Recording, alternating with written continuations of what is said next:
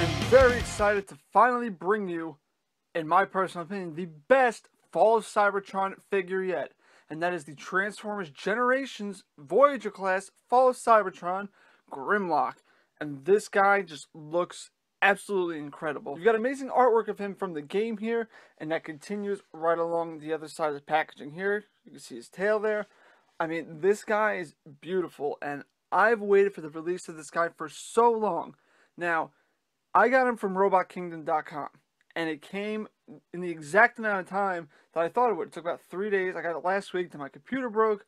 But anyways, I'm able to edit this guy for you now and bring him to you guys. But he's got glowing eyes and mouth, as it says. He's an Autobot. Finally, I'm bringing you guys an Autobot. I've been on a Decepticon kick lately, but these new packagings are absolutely beautiful. We're used to the flip side of this, to where that little angle right there is up here with the Prime Series Voyagers, but this guy is just, I don't have words for him. He's just really, really great. Right here it says Fall of Cybertron Grimlock. He's an Autobot. He's the third figure of this series. Flip on over to the back, and we got some photoshopped images of Grimlock in his Tyrannosaurus Rex mode, again in his robot mode with his sword and shield from the game. It says chomping jaw, glowing eyes and mouth. I really love the dino mode here. I really like the way that looks, and the robot mode. They hit it pretty well spot on. More or less the robot mode than the dino mode, but we'll get into that. It's got his classic tech specs down there. Really beautiful stats, really accurate towards the game. And his bio reads, there was a time when the rage that boils inside Grimlock would have driven him straight to the ranks of the Decepticons. But while his flawed manner of speaking may make him sound strange, he's smart enough to recognize a bully when he sees one, and Grimlock doesn't like bullies. It's this that fuels his dedication to fight against the Decepticons. Without further ado, guys, let's open him up and see what he's all about. Alright guys, now in Fall of Cybertron Grimlock, out of his packaging, I gotta say, I'm in love with the way this guy looks. And this is the weaker mode here. Now, just because I say it's the weaker mode doesn't mean I think it's terrible, because it's truly not. I still think it's really nice. I think it's downsized from what it should be from the game, because from my understanding is that he should be more of a colossal kind of giant, really, compared to all the other Autobots and Decepticons, other than obviously Metroplex and Bruticus, like giant ones like that. But I think the Dino mode here is supposed to actually be bigger than his robot mode, but I'll get into that in a little bit. Right now, one of the things I want to mention is these arms right here of the Dino mode, as you're probably seeing pretty clearly, are much lighter gray than what's on the rest of the body here. That's a little disappointing. The box doesn't show that, obviously. The box is all photoshopped images and such, and of course, we're not going to get everything like what we see on the packaging. And right here, should be some paint in here, some red dots, just like all along his face and the legs. That should be there. As far as his articulation goes in this Dino mode, you're not going to get anything out of this tail here. Pretty much you're going to get the knee joint here, and it can swivel here 360 degrees. The toes are manageable. Up here, these can go up. They're on ball joints. They can go all the way around, but they're going to get caught. They pop up very easily too, so be careful about that. Also, you get a little bit of management out of the neck here. It's not going to go far, but it'll go a little bit. And his jaw opens up a fair amount, but that's because of the whole LED gimmick in here. But that's pretty much it for his articulation. You could do some things in here with these plastic ratchet joints, but you're not going to get too much out of it. Also up here, there should be some black paint in there, and as well as his hands and robot mode should be black. Those aren't as well. But those are my minor nitpicks for the Dino mode, other than his size. So other than that, I really think this is a beautiful representation of how he is in the game. Now, as far as his tail goes, it's a pretty wide friggin' tail, and obviously it's not accurate to the game. And on top of that, you can see his feet pretty clearly. There's no way you can go about it that it's not going to be feet. They're feet, and you know by looking at it. But I do like how this kind of scales along here with the point of the tail there to really make it look nice. Now, you don't have to have this up. You can manage this and actually bend these legs back a little bit at the knee joints here and kind of lay that on the ground, nice like that. And then his head, there's no real motion in the actual head. It comes in the neck here. That can go down very little because his robot head is pretty much under there, and that is what is going to stop his head from going any further down. So you can also pose him like this and put these down like that.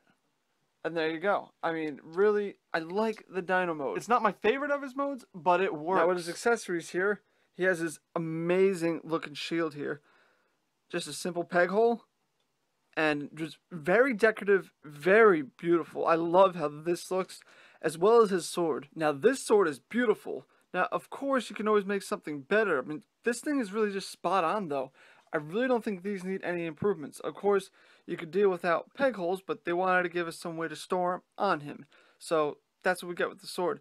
But really, I haven't seen accurate weapons in such a long time, with the whole Powerizer line and everything, and the arms microns. I am so pleased to finally see something that's spot on, pretty damn close, I'm going to say.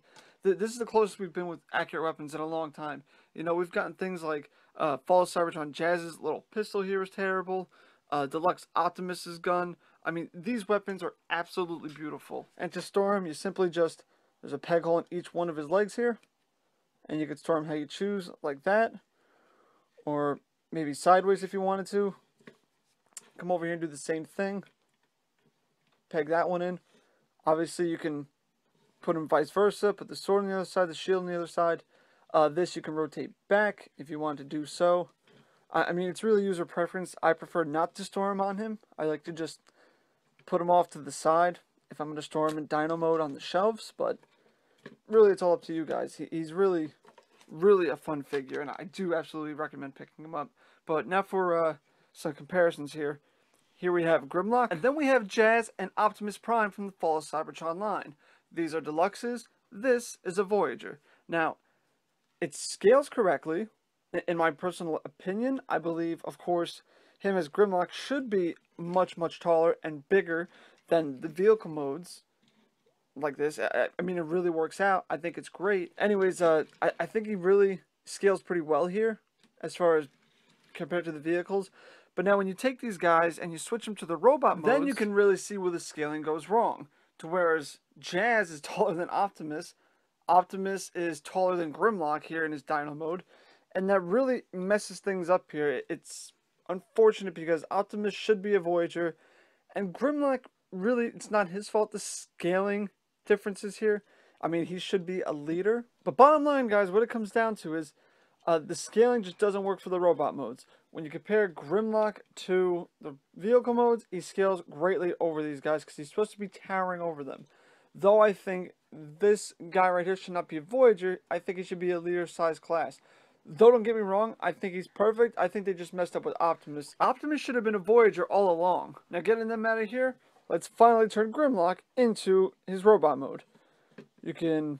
Actually, you don't have to do anything with this assembly right now. You come right back here, flip these feet up, and you can separate right here. It's really tough, actually. It's not the legs that are pegged in. It's right in here at the tail. There's tabs. There we go. Two there, and then two holes for them there. So once you separate that, you can bring this down, and the feet need to be out because when you slide these down, the tail will click in to the rest of the leg there. So you can bring that down. You hear the click. And now we've got his legs done. Now when you come on top here, you can take these sections. Now, by the way, under the dino mode is all hollow like that. So, it's the same thing. You're going to see all these components in here, the legs and tail, when you turn Grimlock upside down. So, pretty much this whole leg section is his tail. But you come under here, and these are ratchet joints. So you'll bring this out and kind of let these ratchet inward to his shoulder. For some reason it's not working. There we go. And that will ratchet in like so. Same over here. Plastic ratchet joints. Put that like that. Rotate these downward. Straighten out the arms. And now it did it on its own already. But if you pull out this claw right there, his hand will pop out. Rotate that forward. And you can push that forward. And it's your preference whether you want that down. Obviously you don't want that, but want that down or up like that. I prefer to keep it up. Do the same exact thing over here. Rotate the fist. Close that up. And now you got pretty much this all set up. Now, you're going to notice his chest is glowing right now. That's not the figure. That's my lighting reflecting off the wall into the back. Because back here is all hollow. because that's where the dino head's going to go. So when you bring that down now, this whole bronze gold section here, that will hinge downward and go in this chest there like so. Now once you do that, we now have Grimlock in his robot mode. And these arms will kind of angle forward more because the dino hands right here are kind of putting pressure on him to keep him that way. And this thing is beautiful. I mean, this figure completely lived up to my expectations. Now, like I said, there was some minor paint detail missing. Obviously, he doesn't look like his photoshopped image completely. The colors are a bit different, but that's what Photoshop does.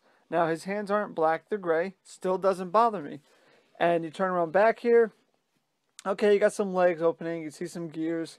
You see the dino head, and he's got that giant hole back there that just crams the T-Rex head in there. But overall, really looks beautiful. I can't say it enough. Now, his articulation, his head is on a ball joint, I believe, and that goes 360 degrees. He can look up a little bit and down a very tad bit, not much. These arms here can rotate 360 degrees. Right here is bicep. He can rotate 360 degrees. His hand is on a swivel. That can rotate 360 degrees. And that goes for both arms. Now, also, they are on those ratchet joints I told you about. So you can kind of ratchet it up if you wanted his arm out like that because of the shield. Maybe get it in front of him a little bit more. But that's that. Ratchet that back down. Once you do that, come down to his legs here. And there is no waist articulation. But the leg can go out and in. Ratchet forward. Ratchet back. Right here below the hip joint. That'll swivel 360 degrees. And he's got a very strong ratchet joint here at his knee. So that goes all the way back. And it can go a fair amount forward. In fact, I think it would go all the way if not for this whole shin piece here. And that's pretty much his articulation. I mean, the foot, you get a little bit out of it because of the transformation. But that's really it for Grimlock's articulation there. Now, I gotta say, I'm really amazed by this figure. We've just dealt such a crappy hand with the Fall of Cybertron figures so far. I mean, there's been some decent ones. Like, I really like Shockwave, but a lot of the other ones I just really wasn't amazed by. This guy just really lives up to the expectation. You know, there's minor things they could have done to make him better, but he really looks good. Now, there's that light gimmick that I showed you with his head there when he was in dino mode. That LED light is now behind his chest where the head is. So if you come back here and you press on it, it'll light up his chest a little bit, if you can see that. I'm going to try to turn off the lights real quick so you guys can really see. Ooh, yeah, it's not really working out the way I wanted it to work, but you get the idea. That is the fun part about it. I mean, it can be a pain because you're pretty much opening the dino head again, and then that'll light up a little bit of his abdomen, and mostly his chest, not his head at all. Though his head does have some really nice light piping, and I don't have a light to show you that, but it is really nice. Now, coming up close real quick, we can see a really nice head sculpt here, and his Autobot symbol is actually a new one. It's like a hybrid. It's an Autobot symbol as well as kind of like a dinosaur symbol. It's really a mix match, and I like it. It looks cool. It works for me. I really can't recommend it enough, guys. Now with his accessories, you have his shield, which is a peg hole on each of his forearms, right on the side there, so we can peg that right in. And this little indent here on the shield kind of works out. I feel like when you bend the elbow, it kind of forms along the circle there, in a sense. So you've got a shield, take a sword, do the same exact thing. If you want to, you could peg it in. If you want to do it like that, that looks pretty cool, but still not accurate. It's got to have it in his hand. That's just the best way to do it. We could bend his arms here, turn his head, bend his knees a little bit, and then really have him in this pretty cool looking pose with the shield and sword. Like I said with the weapons, guys, I'm just so amazed that we actually got real looking weapons. Usually Hasbro doesn't like to do this. They like to make crappy weapons that light up and glow with powerizer gimmicks and such. This just looks good. Now if we straighten out Grimlock here, get him all standing nice again. And that's one thing about his transformation. Make sure these ratchet legs are straightened out before you transform him. Because if you don't, you're not going to be able to make his tail very well. But anyways, we'll take Grimlock and we'll stand him up right here. And then we'll bring in Deluxe Optimus Prime from Fall of Cybertron, as well as Autobot Jazz. And this is what I was talking about with the Dino mode. The Dino mode really was about here. And they were taller than it. It was really disappointing. But now if you take a look at this quick photo I'm going to show you,